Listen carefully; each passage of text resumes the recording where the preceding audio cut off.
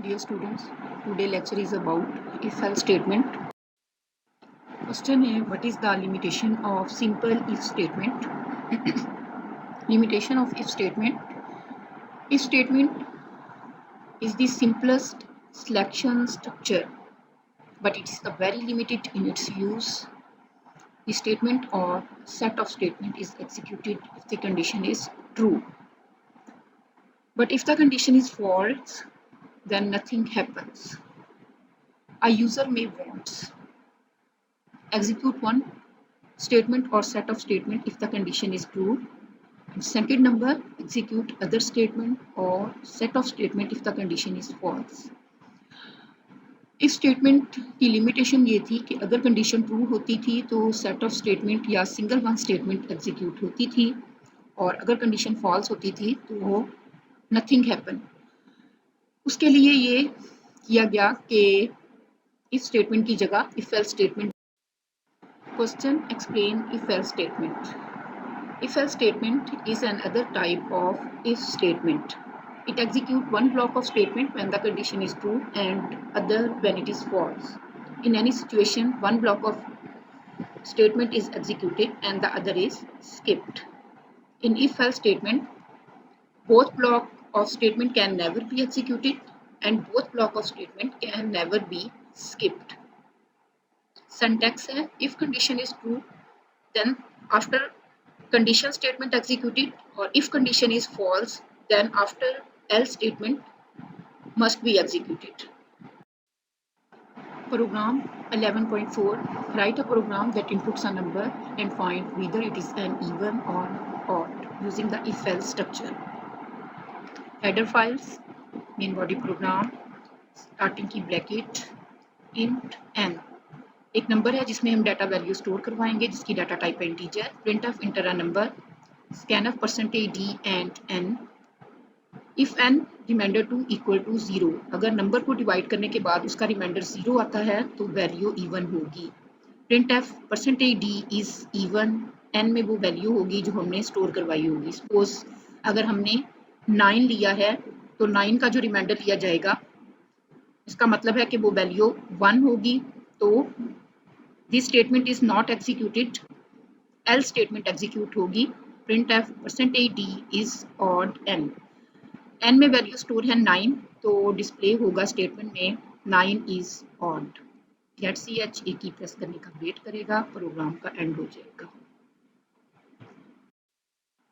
Programme है 11.5. Write a program that inputs two numbers and find whether these numbers are equal or not using the if-else structure. Header files, main body program, starting की bracket, two variables a and b जिनकी data type है integer. Print of enter two numbers, एक साथ दोनों number read किए जा रहे हैं, percentage D and A and B.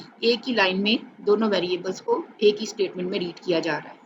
If A equal to B, print of numbers are equal, else printf numbers are different. अगर a और b दोनों को सेम वैल्यू देंगे, suppose a equal to 5 and b equal to 5, तो first statement execute होगी. और अगर a equal to 5 और b equal to 9, then else statement जो है एग्जीक्यूट होगी. गेट सी एच ए की प्रेस करने का वेट करेगा, प्रोग्राम का एंड.